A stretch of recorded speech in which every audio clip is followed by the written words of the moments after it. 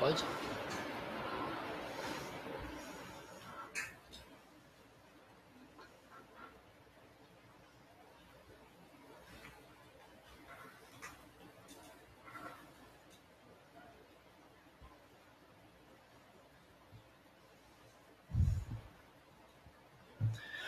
Boa tarde a todos.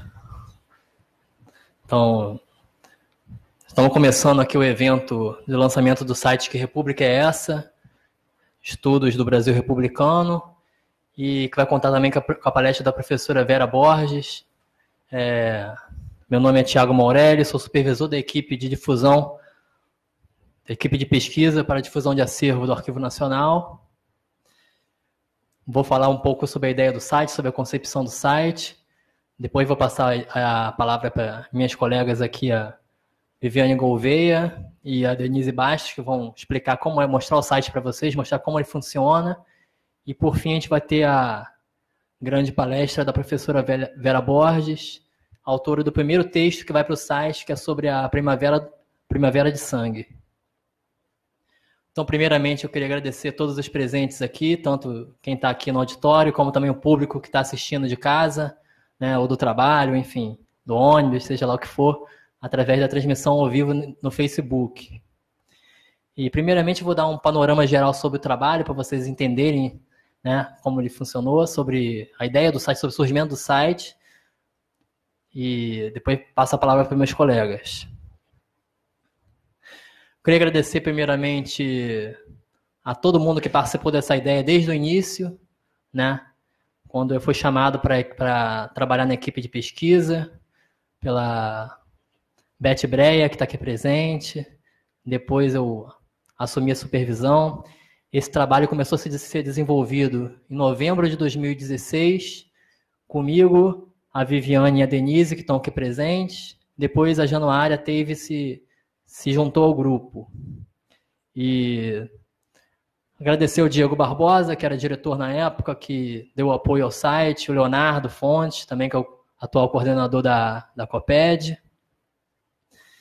e também ao Marcos e a Carol, que atualmente se mantém o projeto durante a gestão deles. Queria agradecer também a equipe de digitalização do Arquivo Nacional, a equipe de informática, né, que todo o trabalho que a gente realiza aqui nunca é o trabalho de uma equipe só, sempre depende de outras equipes. O desenvolvimento do site é feito pela equipe de informática, a digitalização das imagens, enfim, a gente enche muito o saco aqui das outras áreas, mas sempre pensando para poder trazer para o público, né, um produto bacana, para poder apresentar para vocês uma coisa de qualidade, um trabalho de qualidade. Enfim,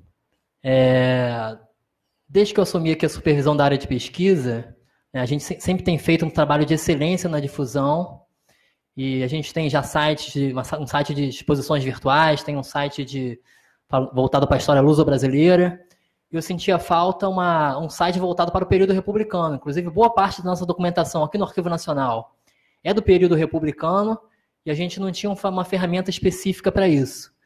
Então, daí surgiu a ideia da gente trabalhar, criar um site voltado para isso, e esse site viria cobrir esse déficit que eu enxerguei, né, na difusão dessa informação do período republicano aqui pelo Arquivo Nacional.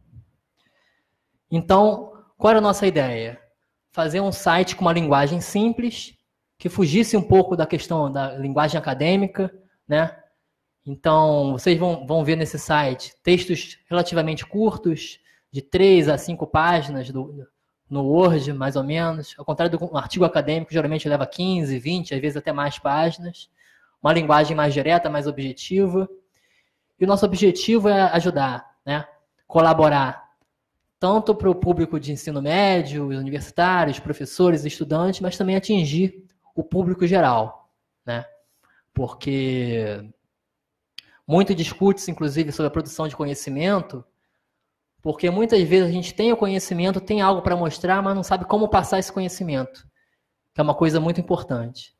Então, a nossa ideia do site era exatamente essa: passar o conhecimento, mostrar a documentação que existe no Arquivo Nacional sobre o período republicano e, ao mesmo tempo, usar uma linguagem mais acessível para o grande público, para chamar a atenção dos jovens, dos estudantes, enfim.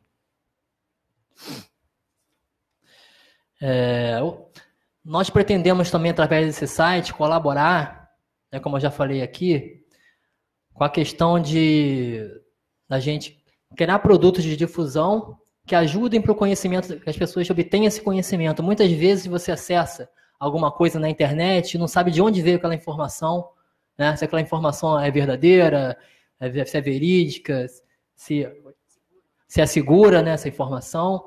E o Arquivo Nacional, a credibilidade que tem, com a equipe que tem, né, preparada, com experiência de longa data na difusão de acervo, e busca justamente preencher esse espaço aí. Assim como outras instituições também fazem seus trabalhos, buscamos fazer também, trazer nossa contribuição nesse sentido. Então você vai ver alguns temas já muito trabalhados pelos historiadores, outros menos trabalhados, e os mais trabalhados apresentados para o público numa linguagem mais objetiva, mais simples, né, que facilite o entendimento. Afinal, a gente vive nesse país atualmente uma situação bem complicada, que muitas vezes se questiona fatos que há tempos atrás era algo cristalizado e hoje se questiona. A gente tem, por exemplo, a questão da tortura, que agora saiu um documento há pouco tempo, inclusive na televisão, no rádio, mostrando que, de fato, foi uma política de Estado, né, do presidente Geisel. Então é interessante que muitas vezes a documentação, sem querer ser positivista ou neopositivista, né, fica tão preso aos documentos, mas muitas vezes os documentos vêm mostrar para a gente uma informação que às vezes está sendo contestada.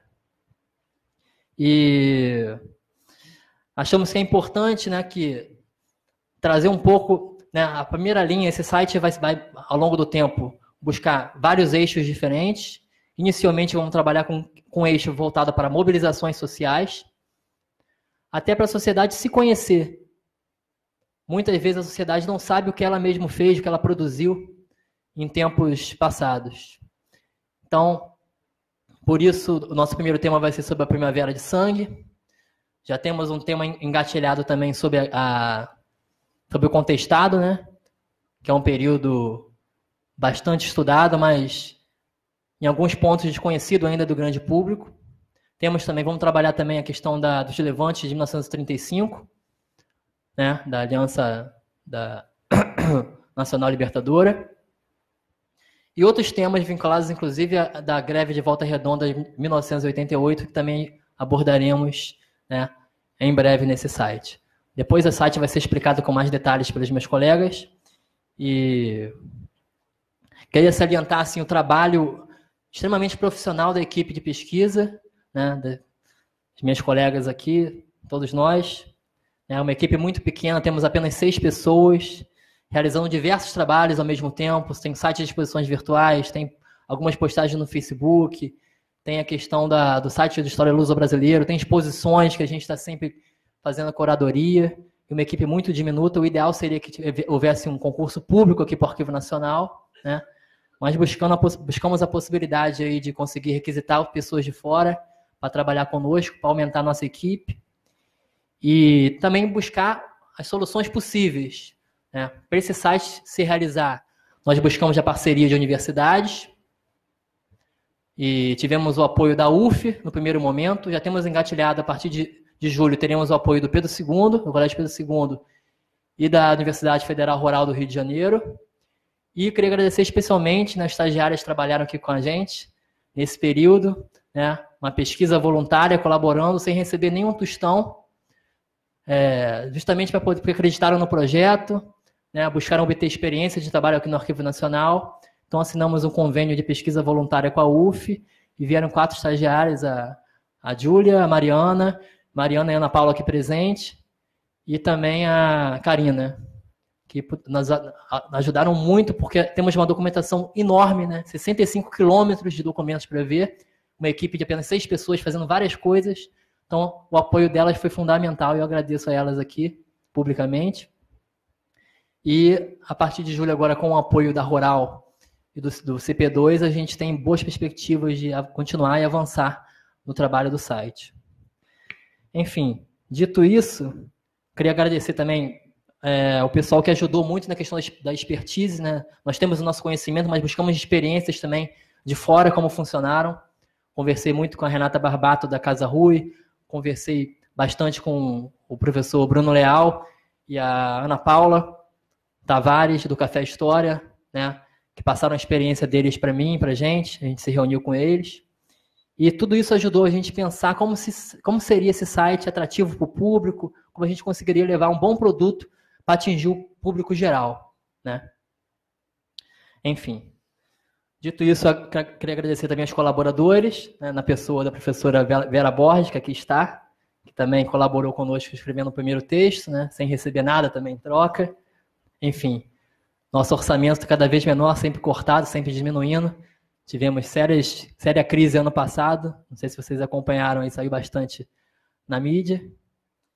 E agradeço a presença de todos novamente, agradeço novamente o público de casa, celulares, enfim, está no trabalho acompanhando via internet. E passo a palavra para as minhas colegas aqui, a Viviane e a Denise, que vão falar um pouco sobre como funcionou o trabalho, como está funcionando, né, que o trabalho está apenas começando, o trabalho com o site, e vai mostrar para vocês o site, tá? Depois, elas finalizando, a gente passa para a palestra da professora Vera Borges. Obrigado.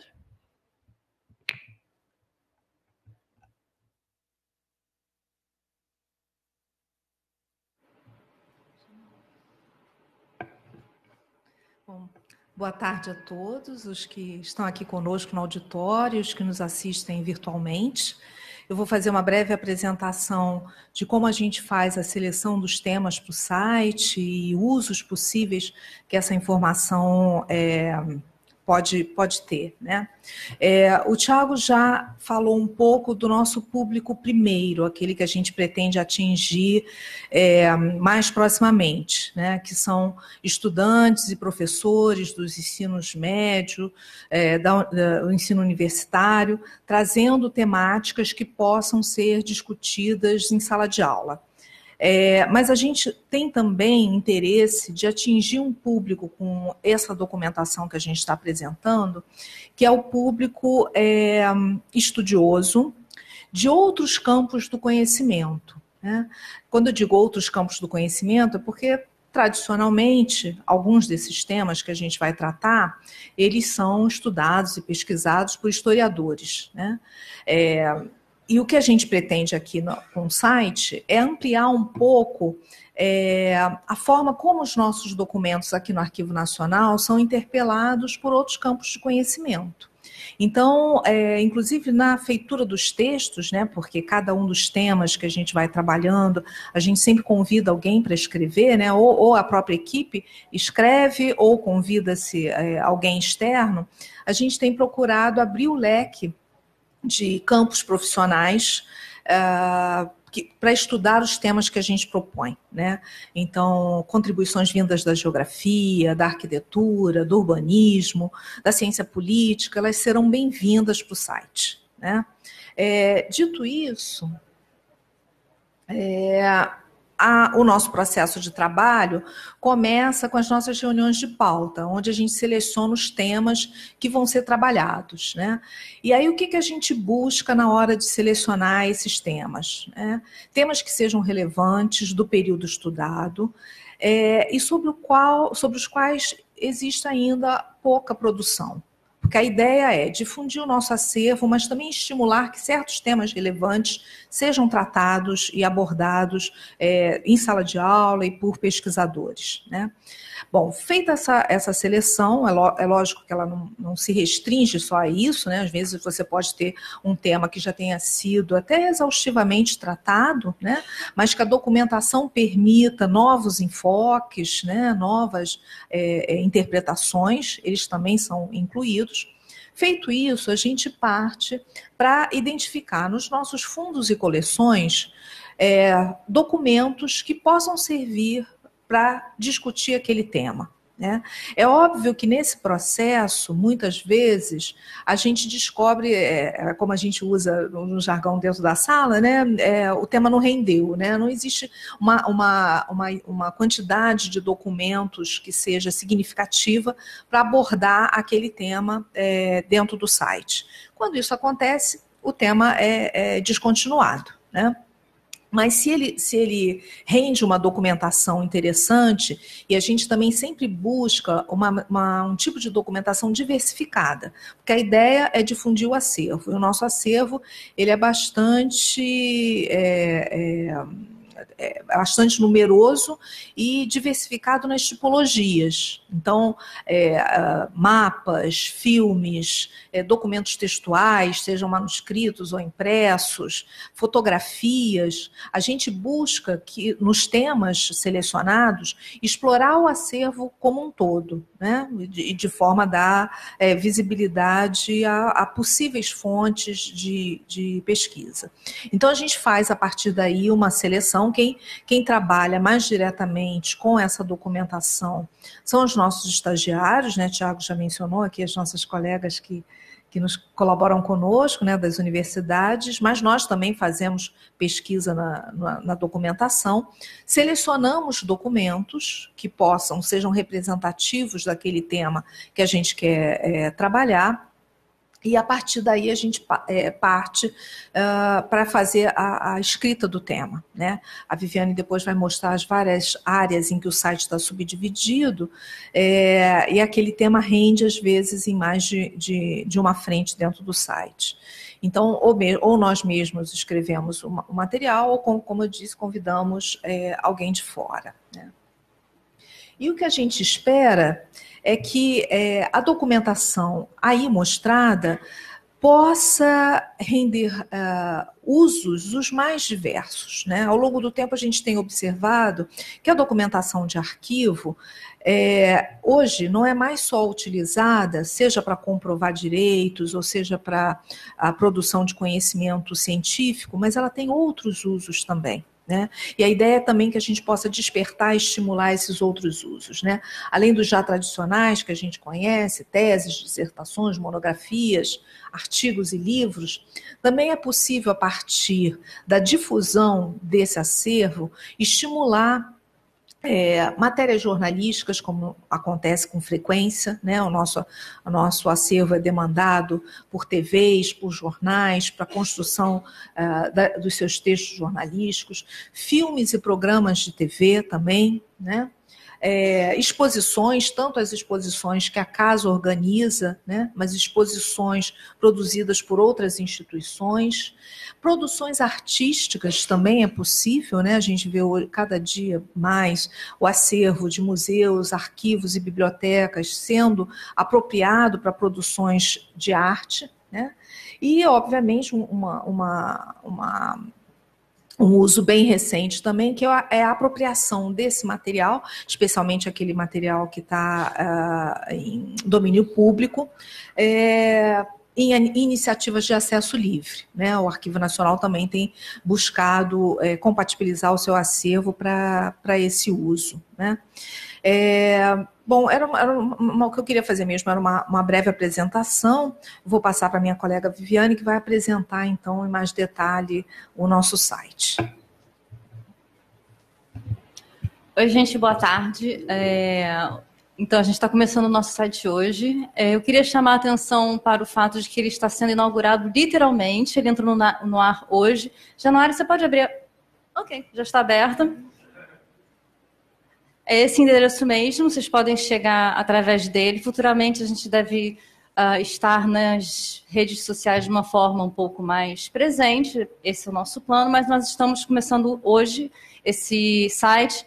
É um projeto que eu gosto de ver esse projeto como um projeto em constante construção, né? Então, conforme a gente vai tendo experiência com o público, né, que eu espero que seja abundante, a gente vai tendo novas ideias, novos insights, e a gente vai alterar o que for preciso com o decorrer do tempo. Eu vou apresentar para vocês o que a gente tem hoje, uma outra coisa a gente ainda vai alterar, como eu disse, a gente está começando hoje, mas o espírito do site é esse que eu vou falar para vocês. Eu vou ficar de pé porque para mim é muito chato, eu estou com torcicolo, enfim.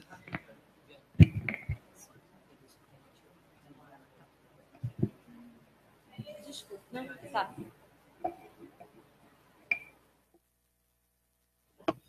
Tá funcionando?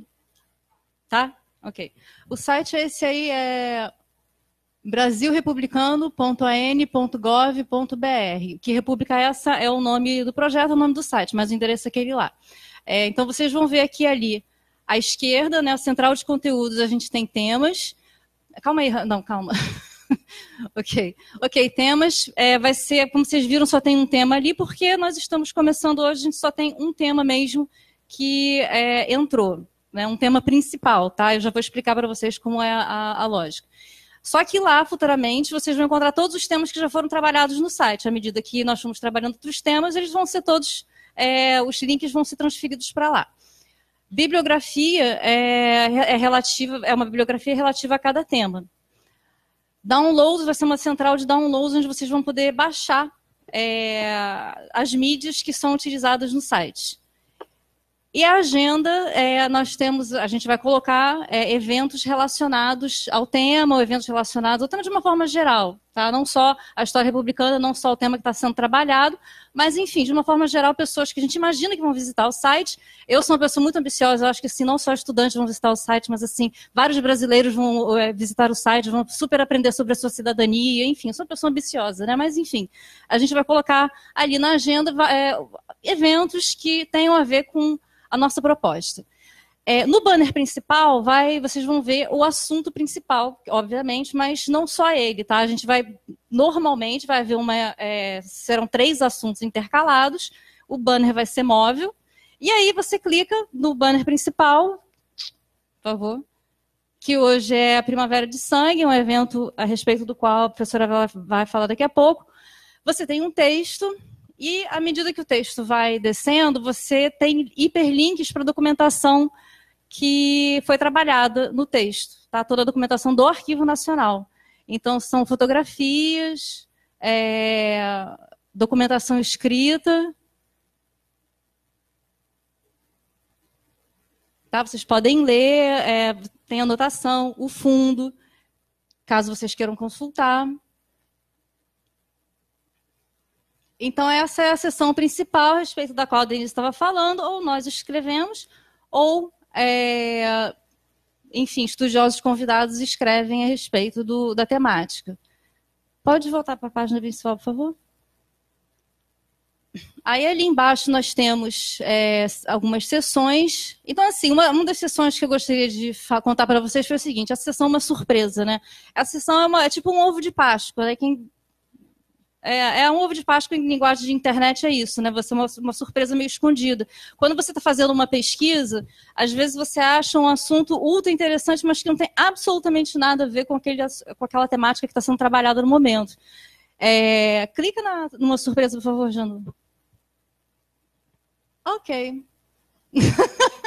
A gente está começando hoje. Eu juro que de manhã estava funcionando. Volta lá, de repente.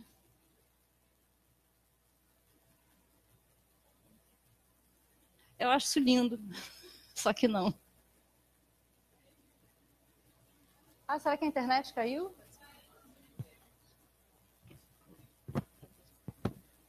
Ok.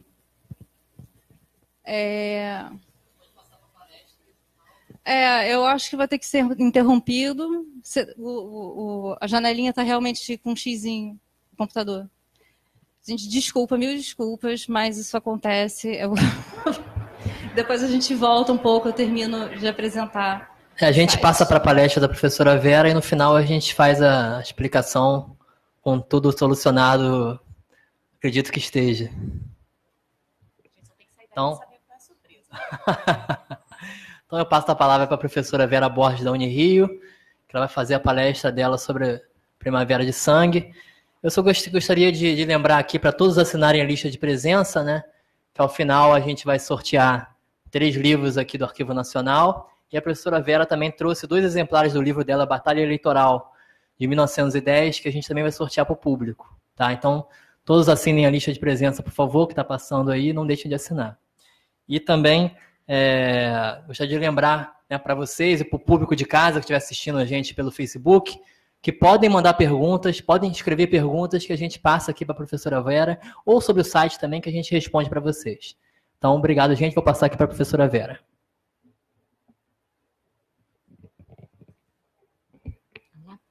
Boa tarde. Bom, quero começar fazendo os agradecimentos. Primeiro, a equipe aqui do Arquivo Nacional, representada aqui pelo Thiago Morelli, pela Viviane Gouveia, Denise Bastos e a Januária Teve. Tive contato com vocês ao longo desses últimos 2 meses. Agradecer muitíssimo a lembrança, o convite. Dizer para vocês que é um desafio estar aqui, principalmente numa estreia. Estreia assim mesmo.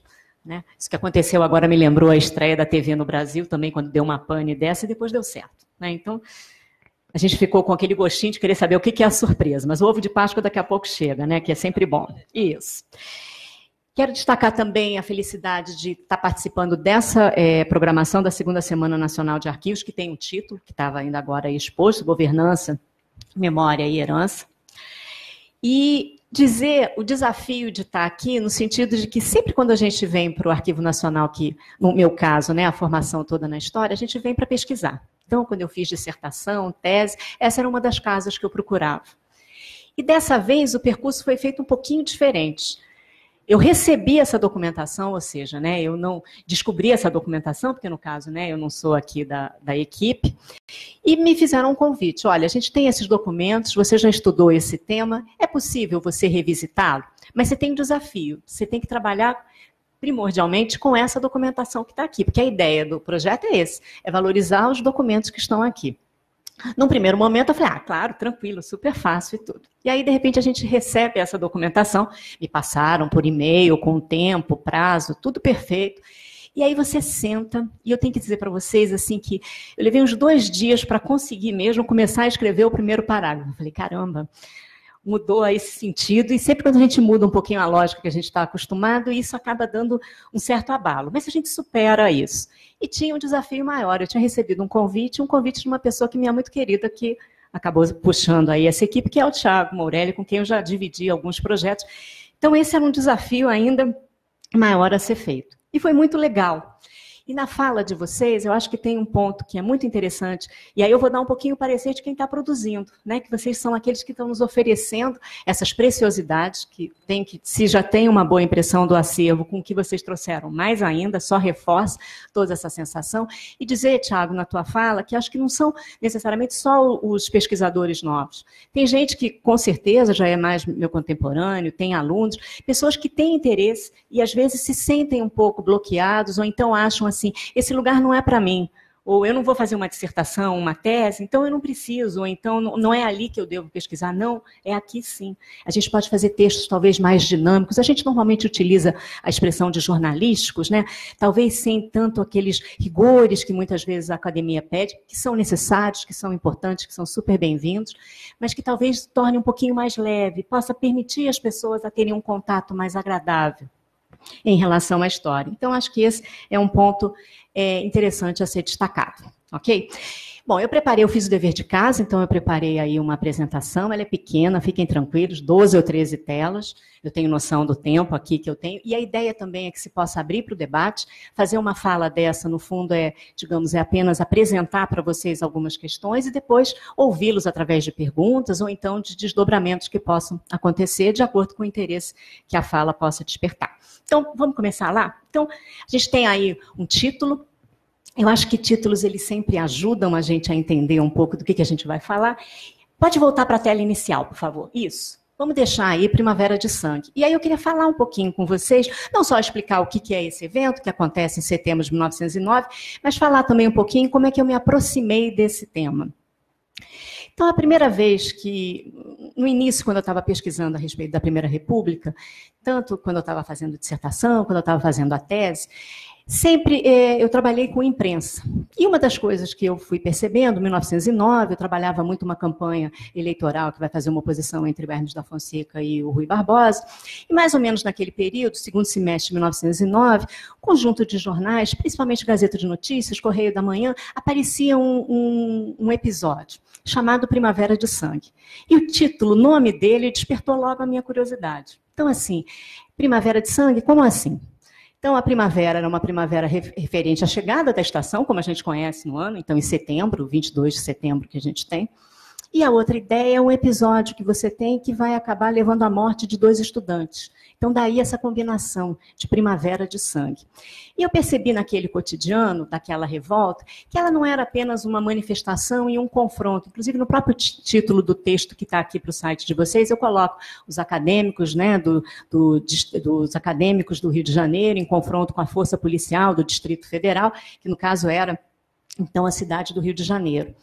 E aí, nesse sentido, eu aproveitei para entender um pouquinho como é que esse confronto se estabeleceu. Então, era uma prática naquele período da Primeira República, naquelas primeiras décadas, que os países vizinhos, inclusive Argentina, Chile, tradicionalmente comemorassem a chegada dessa estação. No primeiro momento, eram sempre comemorações com um caráter muito lúdico, muitas vezes atividades feitas ao ar livre, aproveitando, né, essa estação das flores, do colorido, né, normalmente do acasalamento que você tem marcado. E esses estudantes faziam também celebrações, muitas vezes, por exemplo, piqueniques que aconteciam. Com o passar do tempo e com os anos, principalmente esse cenário de tensões que vamos ter, a proximidade que se tinha com, inclusive, a Primeira Guerra Mundial, essas atividades elas passam a ter a ideia de você não só fazer uma comemoração, uma celebração dessa estação do ano, mas também você aproveitar a ocasião para fazer algum tipo de protesto, algum tipo de crítica. E isso acontecia aqui no Brasil e acontecia também em outros locais, como na Argentina e no Chile. E nessa primeira década republicana, essa década é importante a gente destacar que ela é aquilo que hoje em dia a gente fala que é o politicamente incorreto. Então, assim, as críticas ou a forma, muitas vezes, como as reportagens, as matérias eram feitas, elas eram muito contundentes. E as pessoas muitas vezes ficavam expostas a situações bastante difíceis. Isso acontecia também em relação às autoridades. E quando uma pessoa ela ganhava a versão de um grupo, de um determinado grupo, era muito comum que simbolicamente ela fosse enterrada. Essa era uma expressão que se usava. E que se consagrou uma expressão que era morrer por ridículo. Era uma expressão que existia. Em 1909, os estudantes cariocas, eles organizam uma passeata.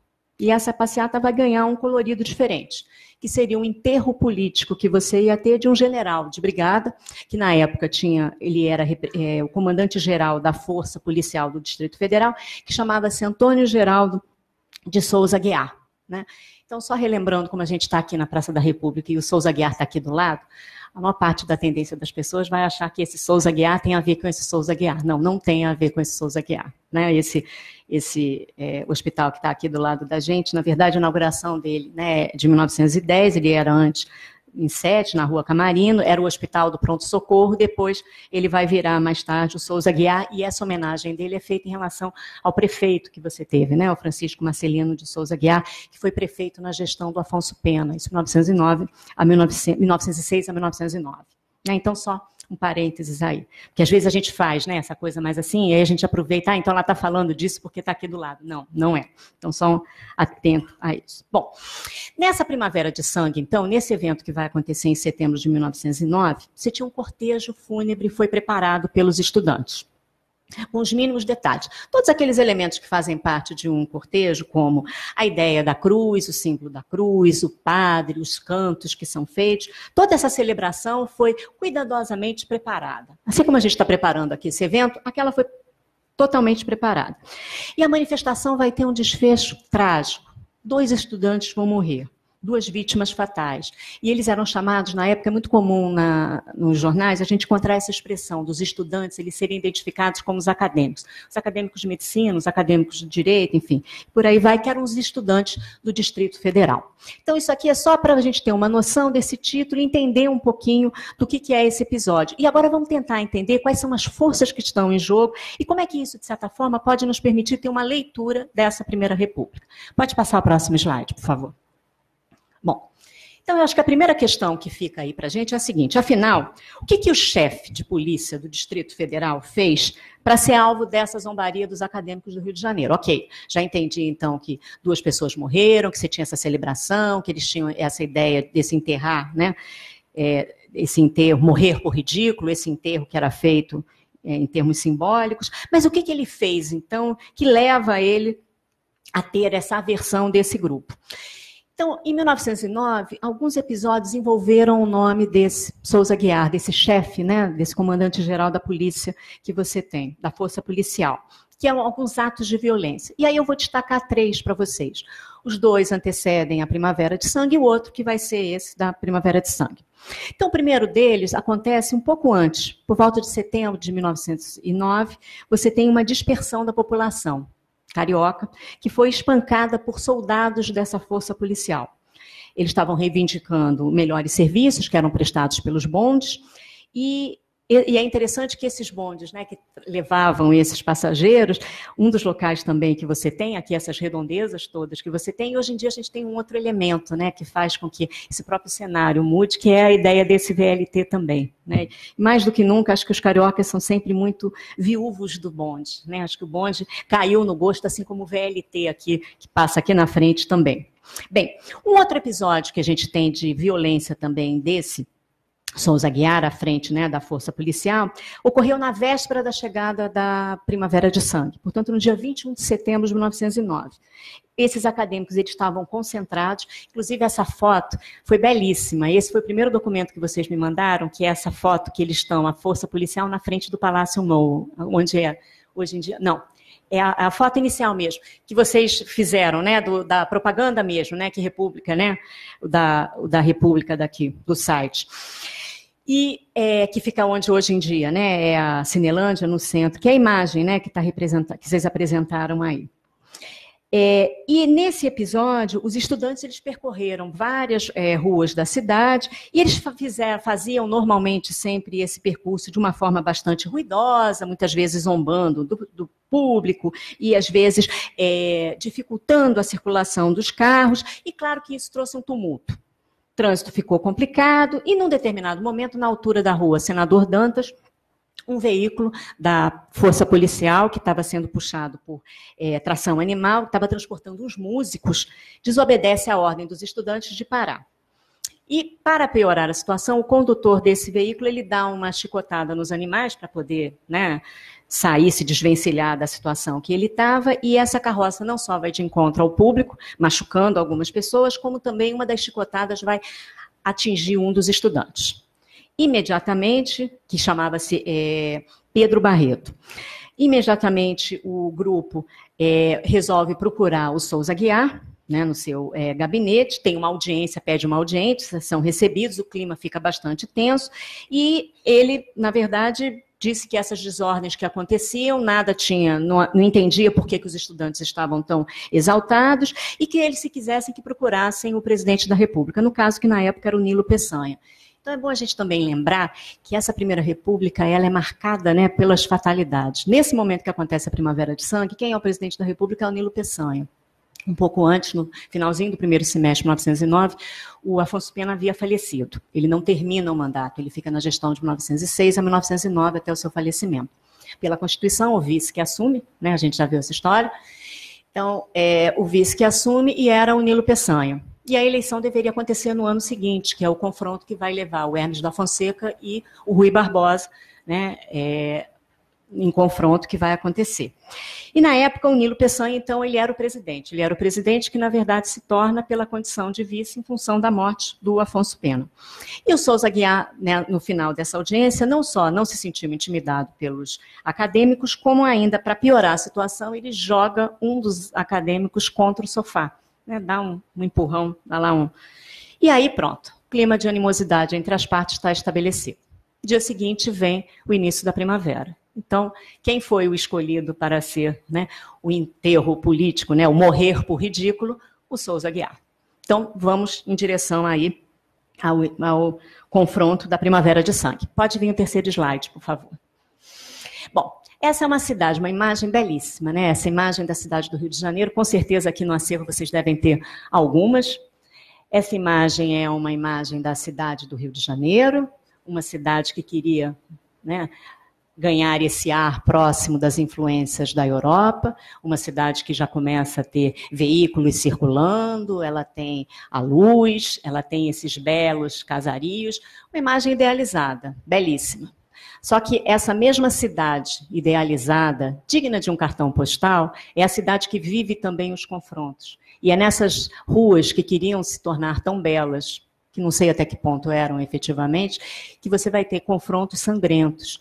E confrontos que não só não vão ser solucionados ali, como vão mostrar toda a arbitrariedade, toda a disputa política que existia. De uma república oligárquica, de uma república de exclusões e de uma república de uma série de tensões sociais, em função não só do nosso passado escravista, da nossa condição de ex-colônia, mas também dos confrontos daqueles grupos sociais que estavam atuando ali. Então, essa bela imagem que está aí, ela vai ser desconstruída ao longo da minha fala. Ok? Então, vamos nós. Bem, então, no dia seguinte, em 22 de setembro de 1909, você vai ter o início dessa primavera, que deveria ser a estação marcada pelo colorido, pelas flores, pelo esplendor, mas nada disso foi no ano de 1909. Né? Você vai ter a morte de 2 estudantes, um deles, José de Araújo Guimarães, que era um aluno do primeiro ano de medicina, um rapaz de 17 anos, e do seu assistente. Ele era o padre e o assistente que você tinha nesse cortejo, né, que chamava-se José de Araújo Guimarães, também com 17 anos. Esse último rapaz ainda foi transferido com vida para a Santa Casa de Misericórdia, mas veio a falecer um pouquinho depois. Então, esse é um desfecho trágico com vítimas fatais, que vai ecoar na cidade. E a imprensa mobilizou as autoridades públicas e a população em geral. Ok? Então, vamos lá. 4º slide, por favor. Bom, então, afinal, quais foram as condições que levaram à morte dos rapazes? E por que que essa força policial ela é colocada nesse confronto? Primeiro, a indignação que você tinha com a intolerância do comandante Souza Aguiar, não só no dia anterior, mas também em função de outros episódios ruidosos, como eu enumerei uns 2 para vocês anteriormente. Então, eles organizam essa marcha, que vai simular de maneira simbólica esse enterro dele político, com direito ao padre e ao seu assistente. E esses serão as vítimas fatais desse confronto. A caminhada ela vai ser acompanhada por centenas de pessoas e ela vai ter um momento de ápice, que vai acontecer ali no Largo de São Francisco, onde fica o IFIX, aqui pertinho da gente. No centro da cidade, quando, surpreendentemente, alguns indivíduos investiram contra o grupo com extrema violência, atingindo mortalmente o padre e seu assistente. Ao longo do processo, ficou claro que eram integrantes da força policial, que foram mandados para lá com a ordem do Souza Aguiar, não estavam com o uniforme, portanto, estavam à paisana. Segundo algumas testemunhas, a utilização de armas de fogo, mas o que tem principalmente eram facas e punhais. Então, eles vão usar essas armas e vão investir contra o grupo. Né? Bem, esses ferimentos, o drama pareceu devastar a cidade do Rio de Janeiro e essa manifestação ela foi feita, toda essa repercussão que vem em função do caso, de uma forma espontânea e que foi uma proporção jamais vista na cidade do Rio de Janeiro. Imediatamente, o Souza Aguiar é exonerado do cargo. E aí vocês facilitaram um pouco a minha vida, porque quem entra no cargo é o Gregório Taumaturgo de Azevedo, autor de um dos documentos aos quais vocês me mandaram. Depois da imagem do palácio, o documento seguinte que eu utilizei foi esse. Então, eu tive cuidado também de, na minha fala, estar enunciando a vocês os documentos que são os documentos que estão no acervo e que estão lá no hiperlink também, lá para serem, né, consultados para as pessoas que tiverem interesse. Então, Souza Aguiar é destituído do comando da Força Policial do Distrito Federal. Quem assume o cargo é o Gregório Taumaturgo de Azevedo, e ele vai redigir um ofício dirigido ao ministro da Justiça com as questões, a importância que fossem feitas averiguações em relação a esse acontecimento e a possível responsabilidade de oficiais e de praças da Força da Polícia Federal, da Força Policial do Distrito Federal. E aí, em cumprimento a uma ordem expressa do presidente da República, na época, o Nilo Peçanha, vai ser acrescida pela repercussão no meio jornalístico, ficou estabelecido um inquérito, um rigoroso inquérito. Vamos lá. Slide 5, pode ir, por favor. Bem, essa é uma cena que você tem. Então, no canto inferior à direita, você tem a figura do Lima Barreto, que participa do júri da Primavera de Sangue em 1910. Apenas no ano seguinte, em novembro, portanto, mais de um ano depois do episódio da Primavera de Sangue, você tem esse julgamento. Essa imagem eu gosto, não só pela figura do Lima Barreto que está aí, porque quem estuda a Primeira República, com certeza, Lima Barreto é um autor que ajuda a gente a entender e a compreender as tensões e as contradições desse período. Mas também essa cena, eu acho que ela mostra um pouco do que é essa Primeira República. Talvez ela seja um exemplo, uma boa exemplificação do período dessa Primeira República. É uma cena onde os homens estão presentes. Não temos a figura feminina ali. É um ambiente austero, pesado, né, clássico, com móveis, né, um pouco tentando, talvez, o interior de uma daquelas casas que ainda agora a gente viu, de um daqueles prédios que ainda agora nós podemos observar ali. Todos de uma forma mais formal, vestidos. Temos a figura de um juiz, com toda aquela cena, né, a posição mais ao alto, o júri acompanhando essa cena, e a figura do Lima Barreto ali acompanhando. É muito comum quando se joga na internet, Primavera de Sangue, ou então Lima Barreto, ou júri, alguma coisa assim, que você facilmente consiga chegar a essa foto. Não é difícil, ela são de vários locais. Eu tirei a imagem daí de um dos periódicos os quais eu consultei. Mas é fácil a gente encontrar, inclusive nos blogs, muitas vezes as pessoas utilizam, né, quem estuda. E aí é interessante perceber os elementos que estão presentes nesse júri da Primavera de Sangue. Não só a figura do Lima Barreto, que é uma figura, né, já mais conhecida nossa em relação à literatura, mas também quem vai ser um dos advogados de acusação, o Evaristo de Moraes, o pai, né? E também acompanhado por Mário Viana e por Teodoro Magalhães. Então, foram 3 advogados de acusação, e essa equipe teve uma dificuldade muito grande para conseguir submeter os réus a julgamento, e fato que só vai ocorrer mais de um ano depois do crime. Por sua vez, a defesa foi representada por Nicanor Nascimento e Caio Monteiro de Barros. E a presidência do julgamento ficou com o juiz Machado Guimarães, que contou ainda com a participação de um promotor público, na época, Honório Coimbra. Esses nomes, eles vão estar todos presentes nesse texto, né, que eu passei, mas também é legal, que é muito comum nos documentos, e isso aconteceu no caso de vocês, apareceram nomes de determinados personagens políticos e a gente, às vezes, tem dificuldade de identificar onde é que estão. Então, sempre quando eu tenho uma oportunidade, eu sempre gosto de citar, uma vez que está sendo gravado aí, ou então o pessoal que tiver interesse depois possa consultar o texto, para que a gente tenha noção e depois também ajude a juntar um pouquinho aí essas peças, muitas vezes, dos quebra-cabeças aí que a gente tem que fazer na vida. A atmosfera desse júri era uma atmosfera terrível. Era terror, e os boatos marcaram totalmente a cena.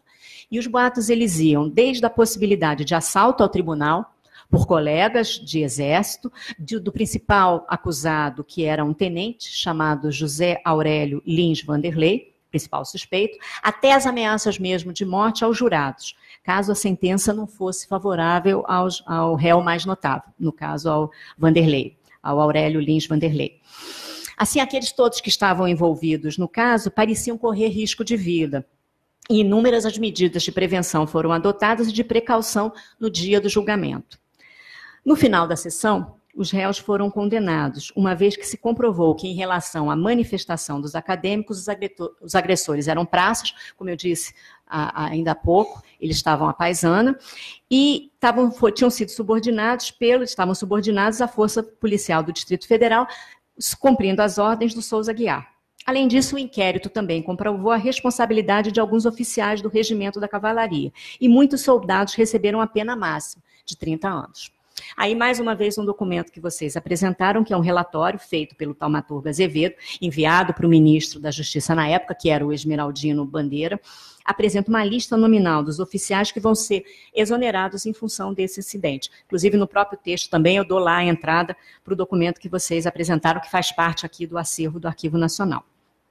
Então, eu acho que é bacana a gente observar essa cena, né, da Primavera de Sangue, e lembrando que nesse momento que o Lima Barreto está participando desse júri, ele ainda não tinha publicado O Triste Fim do Policarpo Quaresma, que só vai ser publicado no ano seguinte, em 1911, e depois a obra na íntegra só em 1915. Então, é um autor, Lima Barreto, que não é talvez um dos grandes trabalhos que você tem dele, ainda não havia sido publicado nesse momento. Esse júri acontece, então, em novembro de 1910, né? E segundo os estudiosos do Lima Barreto, da biografia do Lima Barreto, ele acabou sendo preterido de uma série de promoções na Secretaria de Guerra, onde ele trabalhava, que ele era funcionário, né, público, por ter participado como jurado nesse julgamento dos acusados da Primavera de Sangue, que acabou condenando os militares envolvidos. Pelo menos é sempre isso, né, que aparece na literatura. Há um curta, também é uma coisa interessante, há um curta-metragem que foi feito no ano do julgamento, em 1910, que era um documentário que foi lançado na Sala São José, que tinha um título, O Julgamento dos Implicados no Assassinato dos Estudantes. Um título bem literal, né? Nem acho que seja um título muito atraente, né, para um documentário. E o tema, a ideia era essa, era trabalhar com justiça, com crime, com homicídio, com movimento estudantil e com a ação da polícia.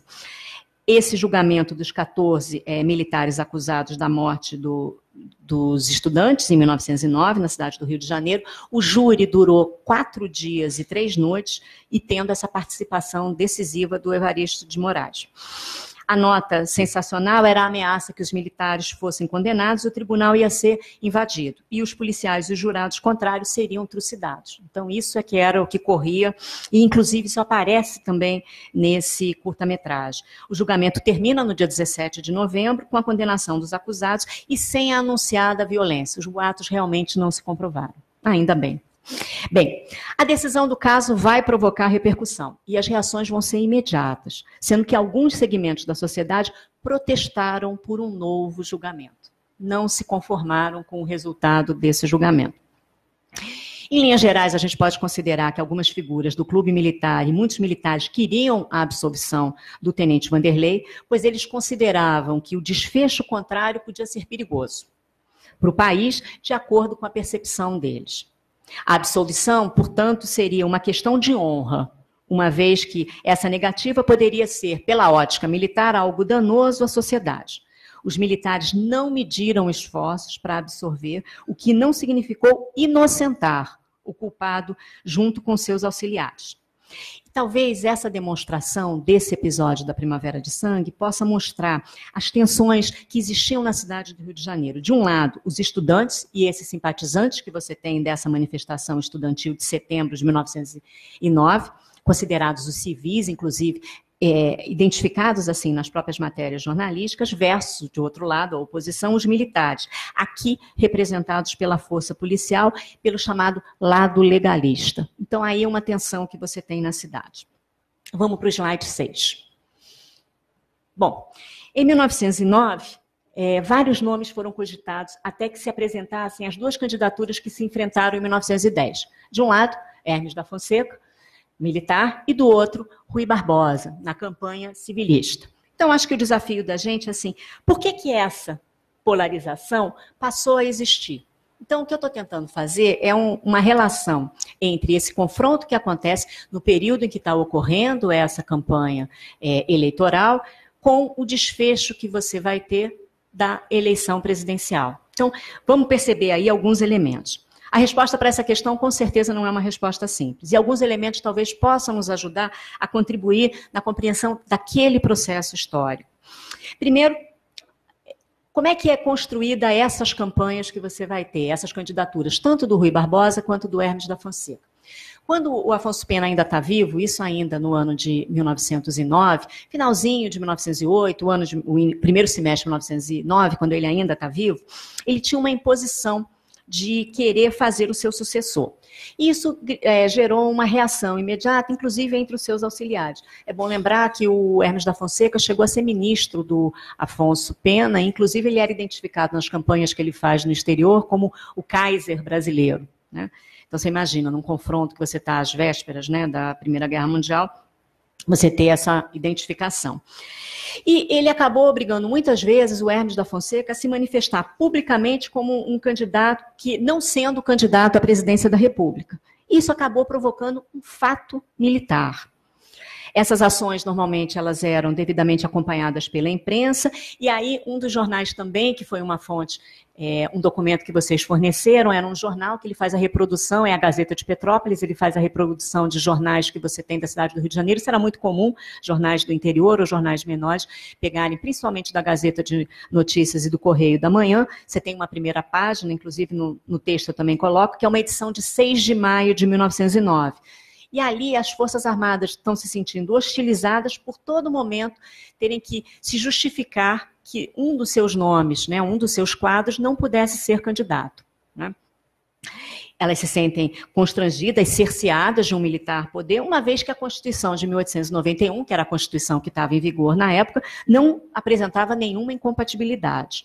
No entanto, logo essa iniciativa acabou sendo sepultada e você vai passar a uma etapa de polarização. E apesar das várias tentativas, os estados que normalmente predominavam naquele momento, São Paulo e Minas Gerais, acabaram não conseguindo lançar um nome para a eleição presidencial, como aconteceu em outros momentos. Parte dos mineiros e uma parcela dos paulistas acabou apoiando o Davi Campista, que veio a ser o ministro da Fazenda, do Afonso Pena, e, por sua vez, uma outra parte da oposição conseguiu indicar um nome, que seria o Venceslau Braz, da presidência da República do Hermes da Fonseca. Só que essa quebra da aliança vai acabar fazendo com que São Paulo busque um caminho, que fosse um caminho diferenciado. Com o passar do tempo, o Rui Barbosa acaba conseguindo apresentar o seu nome numa chapa contestatória. E essa é uma coisa interessante, porque normalmente as pessoas, sempre quando se referem a esse confronto de 1909 e 1910, você fala, o Rui Barbosa, o Hermes da Fonseca, coisa e tal, as pessoas sempre falam assim, você está estudando a campanha civilista, né? Sim, a campanha civilista ela faz parte dessa eleição, mas a campanha civilista é apenas um dos lados, e o lado civilista não foi o lado que ganhou, na verdade foi o lado que perdeu. E a gente normalmente está acostumado sempre na história a ter essa visão, ou falar a administração do Hermes da Fonseca e tudo, mas mais facilmente o período é lembrado por aquele que levou a derrota do que efetivamente por aquele que ganhou. Então, acho que também isso é bom a gente parar para pensar um pouquinho. Bem, e aí você forma essa coligação, então, que é essa coligação civilista e que vai contar com a indicação de um paulista para o vice na chapa, que vai ser o Albuquerque Lins. Vamos avançar, vamos para o próximo slide.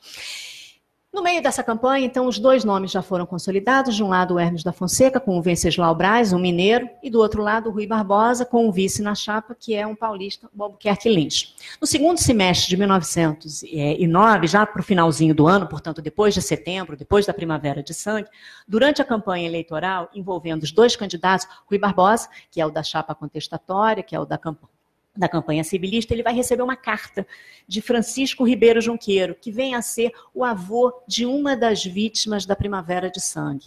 Esse documento não é o que está aqui no acervo de vocês, mas eu não tenho como não citar. É uma belíssima carta que faz parte, foi citado ainda agora aqui por vocês, que é do acervo da casa de Rui Barbosa. Né? Então, ele está lá. Quem quiser pesquisar também Primeira República, é um outro local também bastante interessante.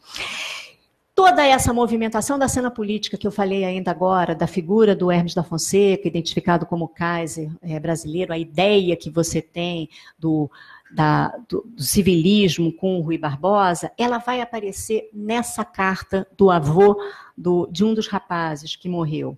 Né? E no segundo semestre de 1909, esse concorrente civilista ele vai receber essa carta. Vamos para o slide seguinte.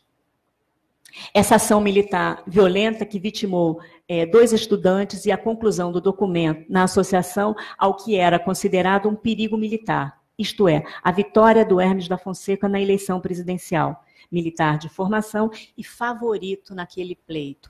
No texto desse avô, nessa carta, aparece exatamente esse termo, o perigo que se tinha do Brasil fazer essa opção, perigo militar que você teria. E o Rui Barbosa, na época, ele era... no Senado, ele faz um discurso lembrando essas cenas de setembro de 1909. E o avô desse rapaz, de uma das vítimas da Primavera de Sangue, escreve exatamente para o Rui Barbosa, agradecendo o discurso que ele havia feito e cobrando na época, né, ainda não tinha acontecido, o julgamento e que os responsáveis fossem devidamente punidos pela fatalidade que tinha acontecido. E ao final da carta ele manifesta o seu apoio do município, que era a Vila de Silvestre Ferraz, isso é São Lourenço, Minas Gerais, que ele e todo o seu município iriam, naquela eleição presidencial, garantir a ele o seu apoio político. Portanto, era um cidadão do interior do Brasil, que não se considerava um militante político, inclusive ele apresenta dizendo, eu sou alguém que tem uma fazenda aqui, que tinha um sonho, que o meu neto se tornasse médico e que pudesse depois me ajudar a cuidar dos irmãos dele aqui. Não poupa críticas à ação militar violenta que vitimou o seu neto, concordava com Rui Barbosa a respeito desse perigo militar, era muito comum que essa imagem, essa expressão perigo militar aparecessem nos discursos, na própria plataforma eleitoral do Rui Barbosa, e que o receio é porque o Hermes da Fonseca era o favorito no pleito, então a tentativa de tentar naquele momento ainda reverter esse quadro.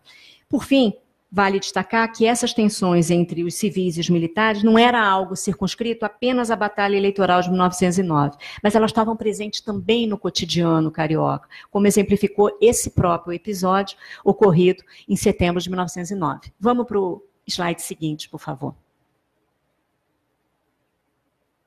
Pode ir para o slide seguinte? Bom, esse é um material da propaganda eleitoral que tinha do Rui Barbosa, só para a gente ter um pouquinho de noção, né? Então aparece aí para presidente da República Rui Barbosa, o candidato nacional, Rui Barbosa ou a Revolução. O nome de um correligionário dele, um apoio, que era o Otávio Mangambeira, republicanos de verdades e dispostos a agir. Né? Então, claro que eu não vou fazer uma grande análise desse material, mas vou destacar alguns pontos dele. Então, primeiro, o Rui Barbosa ele é apresentado como um candidato nacional. É importante a gente relembrar que, nesse momento, a gente não tem os partidos nacionais como a gente conhece, a gente tinha, na verdade, os partidos, né, regionais paulista, coisa e tal. Uma demonstração dessa ampliação da campanha eleitoral, para além da chamada excursão eleitoral, essa era uma expressão que tinha muito na época. As viagens que aconteciam, principalmente para os estados de São Paulo, Minas Gerais, Bahia e Rio de Janeiro, no sentido quase como se fosse um passeio recreativo, enfim, né, elas eram sempre momentos de muita celebração, né, de muita festa, de muita exaltação. Um diferencial nesse material também de um republicano de verdade, então no sentido de ser um autêntico, de ser aquele que estava no caminho correto, na visão dele, e apresentando um contraste, portanto, em relação ao seu adversário, no caso, o Hermes da Fonseca. Nessa terceira década republicana, a noção de revolução ela era algo muito difuso. Então, a própria expressão que aparece ali, né, Rui Barbosa ou a revolução, não se dá... essa terceira é muito difusa, mas também podia ser a solução para os problemas que o país enfrentava. Vamos para o próximo slide, por favor.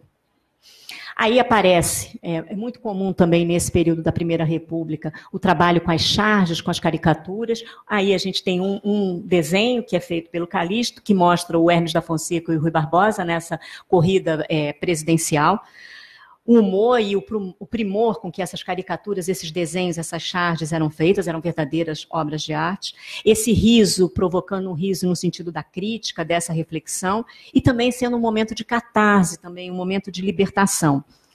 Posterior resgate histórico desse processo eleitoral de 1909 e 1910 não se dá no tributo, portanto, desse lado do vencedor, como eu comentei ainda agora, mas sim acaba se fazendo um elogio ou um destaque à figura desse que acabou sendo derrotado, que é o Rui Barbosa, com a campanha civilista. Né? Vamos lá.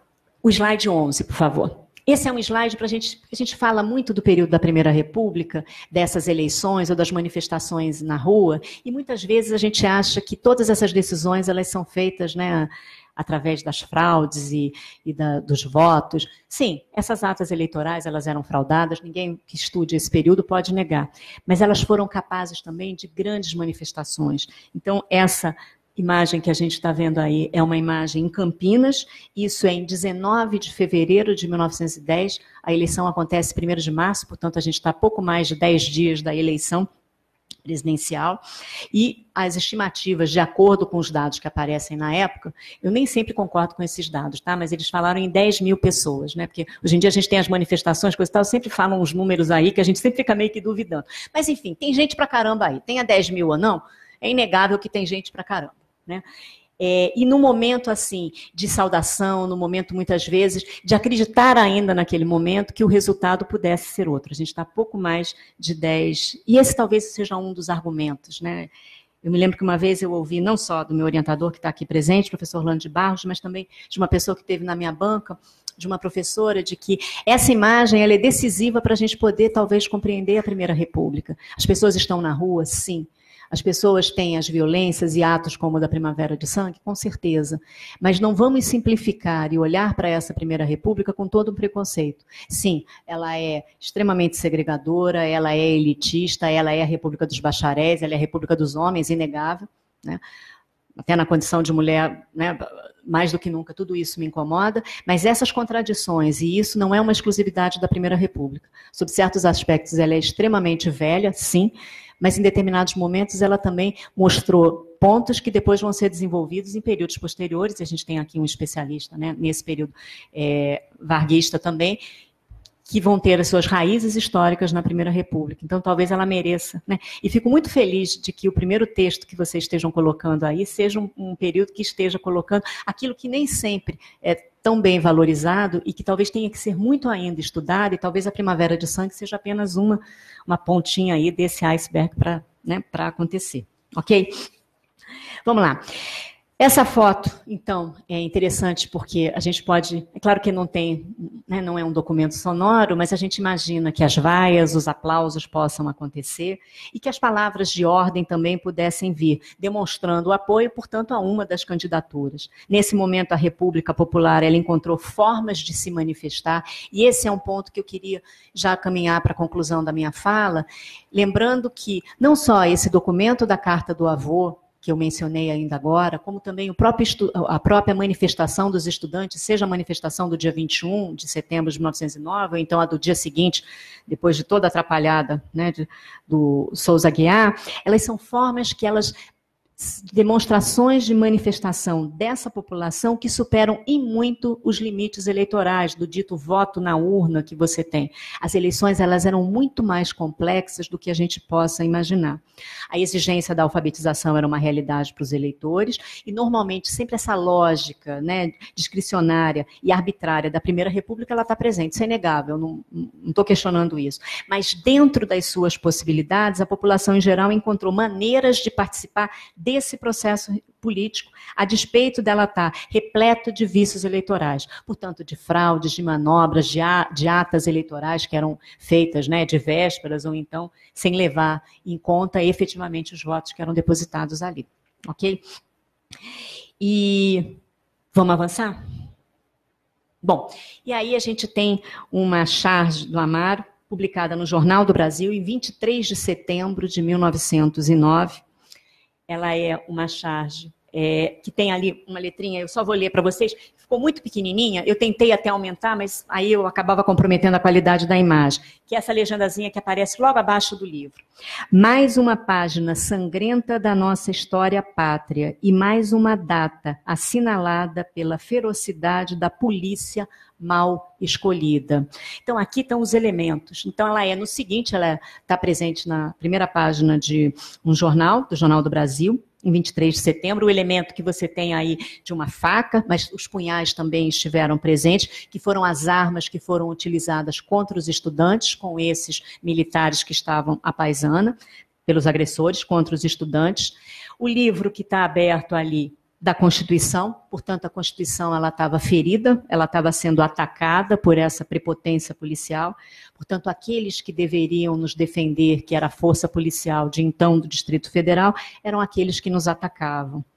A figura de um integrante dessa população em geral, às vezes em alguns materiais desses, em outros momentos, inclusive da Primeira República, aparece o personagem, como eles chamavam, do Zé Povo ou do Zé Povinho, enfim, a surpresa, né, e totalmente desarmado, tentando entender um pouco do que era essa lógica. Então, muitas vezes, nesses elementos do cotidiano, e talvez elementos que possam parecer descolados de um processo político maior, a gente pode encontrar elementos que são elementos extremamente interessantes para nos ajudarem a refletir sobre esse período da Primeira República. Vamos avançar para o último slide?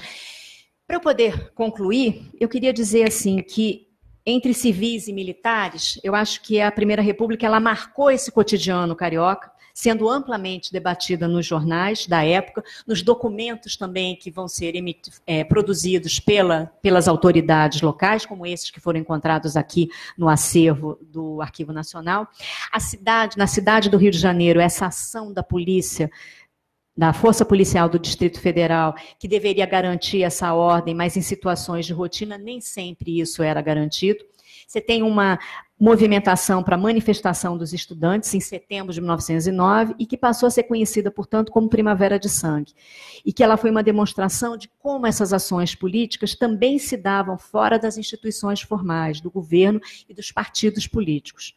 Tudo isso era amplamente veiculado pela imprensa, que através de uma cobertura direcionada, com foco na capital federal, apresentava esses inícios do século XX. E essa república como um polo irradiador da cultura política, por intermédio dessas ações de inúmeros atores sociais. Ok? E aí eu acho que é isso. Queria agradecer muitíssimo a oportunidade de estar aqui com vocês, agradecer aí a plateia também, o pessoal que está de casa, né, porque tem gente que está só, né, nos acompanhando fora aqui desse espaço. Dizer que tomara que essa seja a primeira de muitas iniciativas. Gostaria muito se desse a oportunidade de voltar. Acho que podíamos pensar também em outros projetos. Eu faço um projeto na faculdade muito legal, na Unirio, onde eu trabalho, sobre o Campo de Santana e o entorno. Eu tive a oportunidade até de já pensar essa parceria. Talvez acho que um projeto de extensão possa ser, a gente chegou até a mencionar isso anteriormente, possa ser interessante, ok? E queria oferecer, aí o pessoal vai organizar aí do Arquivo Nacional, os 2 exemplares aí do livro do Batalha Eleitoral, onde eu falo, num dos momentos eu falo um pouquinho dessa Primavera de Sangue, mas também falo de outras revoltas também, tá bom? Muito obrigada, uma boa tarde a todos.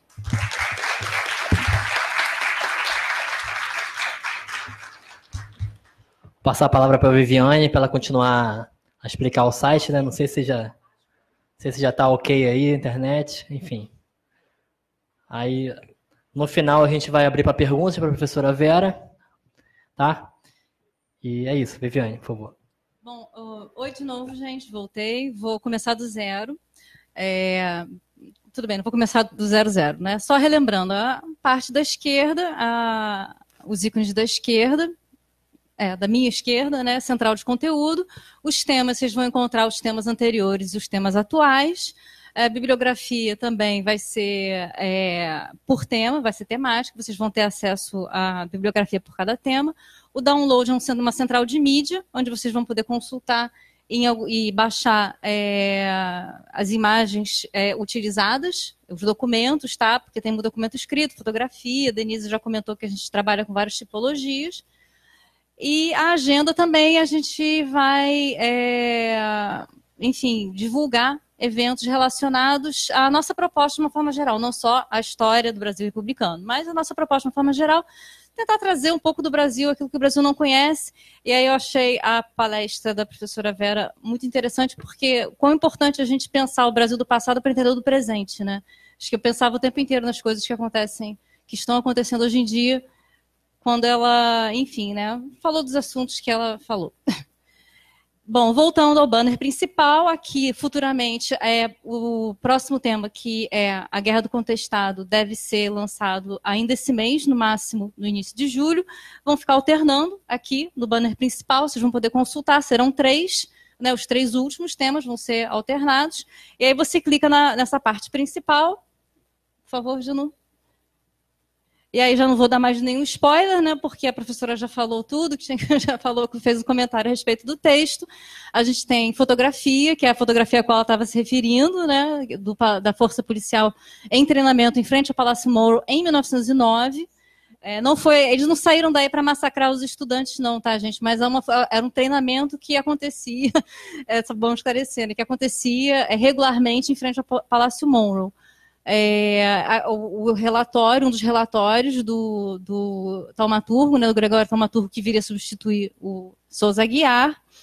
A gente tem essa documentação toda aqui no Arquivo Nacional, por acaso na série de Justiça, tá? Lembre disso que será importante depois. Outro relatório, foi muito legal achar esse relatório, porque ele não está exatamente indexado, então eu pedi vários pacotes da série de Justiça, e aí a gente está lá, vários pacotes, né, 1908, 9, 10, 11, e de repente a gente vê lá em 1910 um relatório do ano passado, o relatório esmiuçando o que tinha acontecido no ano anterior, dando o nome dos exonerados, enfim, né. Isso é muito interessante, isso é muito legal. Só o último ali da Tribuna de Petrópolis também, para a gente dar uma olhada, o penúltimo, se não me engano. Desce mais um pouco das edições. Isso. Esse é o da Tribuna de Petrópolis, que ela também citou, né, falando do Marechal Hermes. Então, essa vai ser a seção principal, vocês vão ter hiperlinks para vários documentos relativos ao assunto presente no acervo do Arquivo Nacional. As seções embaixo, então vamos lá, voltando à surpresa, que foi a grande surpresa foi o site sair do ar, né? Enfim. Mas eu espero que agora não aconteça a mesma coisa. Quando a gente está pesquisando, às vezes a gente encontra um documento, a gente está pesquisando Primavera de Sangue. No caso, eu estava pesquisando um outro assunto que era greves. Então, eu estava assistindo vários filmes da TV Tupi. E nós temos filmes aqui também, tá? Eu estava assistindo filmes da TV Tupi relativos a greves, e aí logo depois que terminou um dos filmes, começou esse daqui, que é uma propaganda de um extrato de uma feijoada com Cartola e Dona Zica, né? Dá um play, por favor. Espero que toque, tá?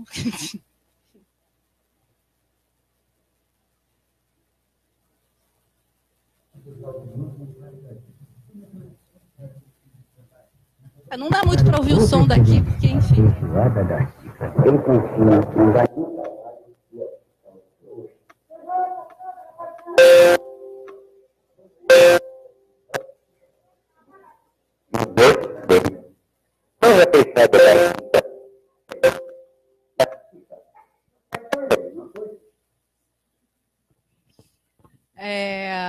E assim, a imagem é ruim, mas é bom vocês conhecerem um acervo também, às vezes, do estado em que ele se encontra, porque, enfim, não tem nem como fazer, não sou da área de preservação, tá? Mas, enfim. Então, a gente conta um pouco desse material que a gente acha por acaso quando está pesquisando alguma coisa. Assista um filme, a gente trabalha, por exemplo, Greve da Light, porque a gente vai, enfim, tentar trabalhar os assuntos de uma forma um pouco interligada, então, brevemente, vocês vão ter um filme, um assunto a respeito de greve, né? Um dos próximos temas vai ser greve. Claro que não botei um filme sobre o contestado por razões óbvias. Infelizmente, se não tivesse esse filme que a professora comentou, deve ter sido... Onde é que está o filme? Você sabe o filme feito na época da... Ah, tá. Imagino, né? Os temas em destaque são os temas que a gente está trabalhando. Aqui embaixo, conheça um documento, a gente também vai... Aqui embaixo. Aqui a gente quer trazer para o público a materialidade do documento com o qual nós trabalhamos. Então, por exemplo, aqui eu resolvi mostrar para as pessoas uma película, né, a reprodução de um fotograma de uma película, falar um pouco, bem pouquinho, são sessões curtas, né, ninguém aqui vai se estender durante 6 páginas, são sessões curtas para que as pessoas tenham uma ideia do que seja determinado tipo de documentação que a gente tem aqui. Então, eu falei, olha, nós temos película aqui, que inclusive você não pode assistir porque não está telecinado, não está digitalizado, etc. Eu falo isso um pouquinho no texto, né? Por acaso foi essa é uma película de um filme sobre Serra Pelada, bem no início, de 79, esse filme, se não me engano. Pode voltar para a sessão principal. Então, a gente vai trazer documentos que foram restaurados, fotografias negativos, a gente vai trazer para o público, mostrar um pouco para o público esse acervo na sua materialidade, que essa é a proposta. Eu conheço o nosso acervo, a gente queria colocar, tipo assim, conheça nossos fundos, mas ia ficar muito feio, né? Então a gente conheça o nosso acervo. Aí a gente vai trazer, né, para as pessoas os nossos fundos e as nossas coleções. Por exemplo, para a Primavera de Sangue, A documentação da série de justiça foi fundamental. Foram 2 acervos, 2 fundos trabalhados intensamente. Foi a série de justiça e o fundo Afonso Pena, um fundo privado, né? Então, eu falei um pouco da série de justiça, dessa subsérie Polícia, Escravos, Moeda, Falsa e Africanos, com a capa do relatório, só para ilustrar, para trazer para as pessoas o que é um fundo, o que é uma coleção, tá? E aí, acho que da última sessão, pode voltar, por favor? A última sessão é Conte uma História. Essa é uma proposta nossa, que é o seguinte: a gente vai colocar uma imagem e vai pedir que as pessoas pensem o que está acontecendo ali. É uma brincadeira que a gente quer fazer com as pessoas, né? Acho que estudantes gostam mais disso, né? O que está acontecendo ali? Então, podem chegar em casa ou entrar no Facebook e no celular de vocês e... Ok, o policial está chutando um cara que está na rua. Ok, isso aí é óbvio, né? Mas assim, qual o contexto em que isso aconteceu? Né? A gente quer suscitar um pouco a imaginação das pessoas. Que é importante também você ter imaginação quando você está estudando história, sim. Né? Eu acho que você entender o que está acontecendo, o contexto, depois você for ver se é verdade ou não, tá? Né? Inventar, viajar, ter imaginação para viajar, e depois não verificar se aquilo está acontecendo. Mas não, é legal você pensar, porque isso faz com que você pense no que está acontecendo. E, enfim, né? E aí depois, obviamente, a gente vai, daqui a algum tempo, daqui a 2 semanas, a gente vai retornar e vai explicar que foto é essa, de onde ela saiu, porque ela foi colocada aí, tá?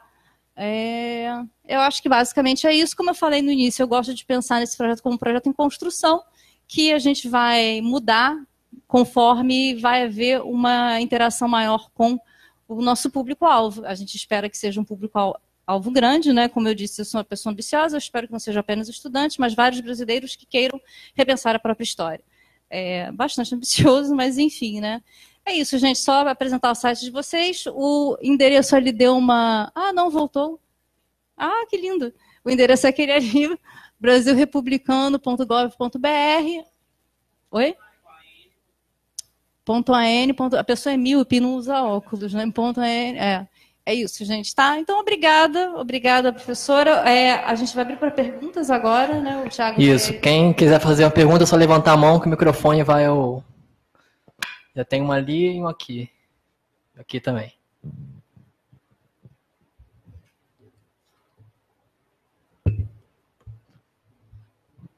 Olá, Vera. Olá. Boa tarde. Boa tarde. Muito obrigado, muito excelente a sua palestra, gostei muito. Eu queria fazer uma pergunta para você e uma pergunta para a Viviane. A pergunta para você, você está falando da Primavera de Sangue, em setembro de 1909. Um mês antes, você tem um caso que abalou bastante, chocou muito a sociedade, que foi a morte do Euclides da Cunha pelo Dilermando. E o Euclides da Cunha, ele representa uma denúncia contra as atrocidades cometidas pelo Estado através do seu exército. E por mais que você tenha um fundo passional no assassinato dele, é a morte de um civil, uma pessoa que fez bastante sucesso, que era muito conhecida naquela época e provavelmente muito adorada por jovens, e morto por um policial. Se você imagina que esse acontecimento possa ter, de alguma forma, insuflado o espírito dessa juventude, ou você não consegue ver uma conexão entre essas duas coisas? Essa é a pergunta. E para a Viviane, vocês imaginam, além de trabalhar a questão da formulação de artigos, também trabalharem com produção de vídeos, seja utilizando imagens do acervo, seja entrevistando pessoas, porque realmente tem essa questão da gente escrever e tentar tornar mais palatável o texto que a gente faz, para ser acessível para o maior universo de pessoas possível. Mas, além disso, a gente sabe também que há uma certa fronteira com relação à escrita. Se também se imagina fazer produção audiovisual para alimentar esse site. Tá? Como é seu nome? Cristiano. Obrigada, Cristiano, pela pergunta. Bom, respondendo pontualmente assim a tua colocação. Se eu acho que, pelo que eu estudei, a mobilização dos estudantes em setembro de 1909 pudesse ter uma articulação com o trágico assassinato que já havia acontecido um pouco antes, não. Eu não consigo perceber isso. O que eu consigo perceber? Um cenário onde você tem um cotidiano, que é um cotidiano que coloca alguns elementos que estão presentes nesse episódio que você mencionou, com o que eu trouxe aqui da Primavera de Sangue. Então, você tem a figura, né, da força, da atrocidade que você tem, no caso da Primavera de Sangue, da força policial que você tem. Você tem essa tensão civil-militar, que é uma realidade, e acho que você tem um outro elemento aí, né? Provavelmente você não esperava, na Primavera de Sangue, encontrar a figura do Lima Barreto sentado ali num júri. Isso, inclusive, nem estava no texto também, eu acabei não colocando, porque não fazia parte do acervo, né? Essa fotografia e isso. E também a gente tem que fazer as 5 páginas, né? E aí eu dei um pouquinho daquele golpe, né? O espaço estava primeiro 1,5, depois eu mudei para o múltiplo, né? Aquele 1,15, né? Sabe como é que é? O professor também dá a sua driblada, porque eu tinha um desafio, eu tinha que escrever em 5 páginas. Então, o que eu posso te dizer é o que é bacana a tua pergunta, porque ela permite que a gente consiga observar no cotidiano da Primeira República, naquilo que poderia ser, como você mesmo colocou na tua pergunta, Cristiano, um crime passional, a gente consegue perceber elementos que vão estar presentes, por exemplo, na campanha eleitoral. Não que você vá trazer o assassinato para a plataforma eleitoral, não é isso, mas essa tensão civil-militar, essa ideia da arbitrariedade e da ideia de que você não vai ter a possibilidade de uma condenação, que teu crime vai ficar passível, né, de não ter algum tipo de punição, isso. Tanto que você vê a própria Primavera de Sangue, você tem o julgamento, os caras são condenados, você tem documentos aqui presentes, e depois vamos virar esse jogo, eu não aceito. A gente já viu esse filme antes, né, eu não aceito o jogo, não é isso? E aí a gente dá um jeito de virar essa cena. Né? Então, claro, a gente não vai querer ser anacrônico nem nada disso, mas naquele contexto específico, que é o que a gente está, em função da tua pergunta e do que eu coloquei aqui, essas tensões e esse cotidiano, eles nos ajudam a explicar muito mais da Primeira República do que a gente possa imaginar. E é bacana a tua pergunta, porque, a princípio, aquilo que seria uma questão pessoal, um crime passional, enfim, ele pode ter elementos que demonstram aquelas tensões que estão ali presentes. Né? Ok? E aí, a Viviane. Quanto à sua pergunta, a gente pensa em trazer especialistas para fazer podcasts, talvez entrevistas com vídeo também. É difícil fazer um filme a partir do nosso acervo. Eu tenho experiência com isso, a gente faz quase todo ano, a pesquisa faz quase todo ano um trabalho com filmes a partir do acervo, que estão sempre nas exposições, né, você sabe. É difícil, demanda muito trabalho. A gente atualmente, como o Thiago salientou no início, a gente não tem pessoas assim para fazer. A gente demora muito tempo, enfim, né? É um trabalho maravilhoso, sensacional, uma coisa que a gente deveria se dedicar a fazer mesmo, mas por enquanto esse tipo de trabalho especificamente não, mas sim trazer especialistas para conversar sobre determinados temas, fazer um podcast, fazer um vídeo, uma entrevista, isso aí com certeza.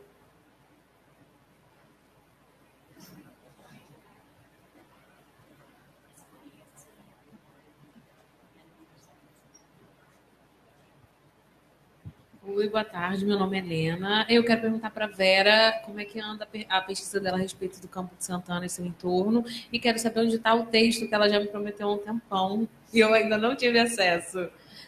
Não precisa me mandar, Vera, é só me dizer onde está que eu chego nele. Tá bom.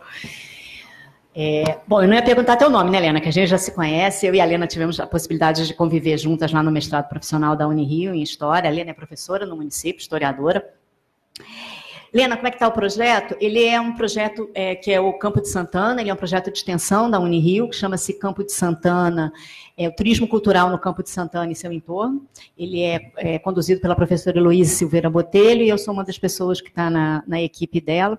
A ideia da gente agora, a gente vai ter um colóquio que vai acontecer agora na Unirio, dia 19 e dia 20 de junho, que é um colóquio sobre turismo e cidades, e em novembro a gente vai fazer uma programação, e aí provavelmente com visita aqui no Arquivo Nacional. Ano passado, inclusive, a gente teve uma visita guiada e tudo, foi bem bacana que aconteceu, e teve as 10 alunos do Estado também, que acabaram acompanhando também.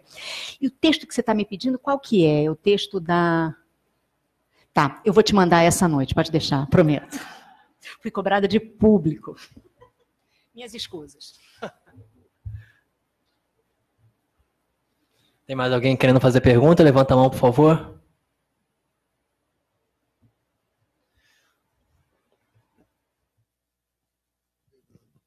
O Jornal do Brasil, de 23 de setembro, né, de 1909, mostra a charge, né, por sinal excelente, né, que nos mostra mais uma página sangrenta da nossa história, né? Mais especificamente da República Brasileira.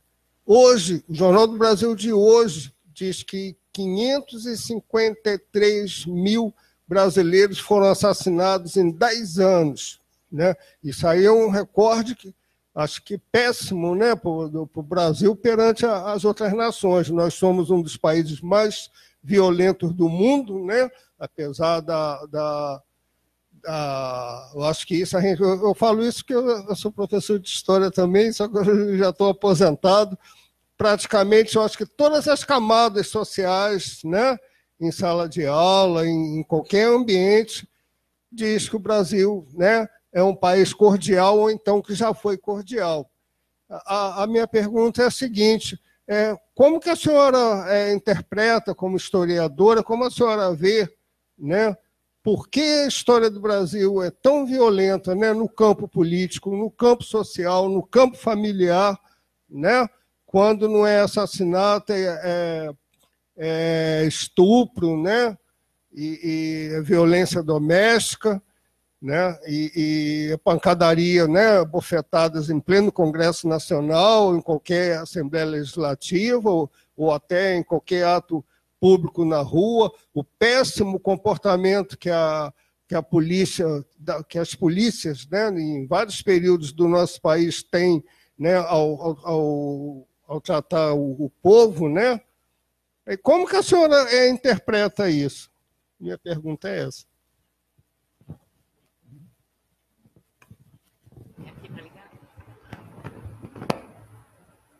Como é seu nome? Marlos. Que bom, então somos colegas. Eu vou interpretar a sua pergunta, na verdade, assim como um desabafo, né? É difícil tentar responder isso. O que eu posso falar usando como exemplo a Primavera de Sangue, que afinal foi, né, o motivo aqui da minha fala. O que a gente pode observar ali primeiro, eu acho assim, essa cidade do Rio de Janeiro que a gente está falando é de uma cidade muito diferente dessa que a gente tem hoje em dia.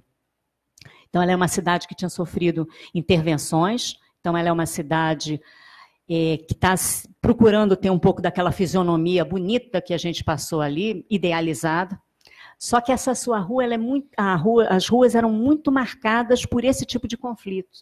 E os estudantes, de certa forma, eles deram as suas pistas no dia anterior. Quer dizer, com certeza, se tivesse tido um pouquinho mais de habilidade política desse chefe da polícia na época, o Souza Aguiar, com certeza a gente não teria tido esse trágico desfecho.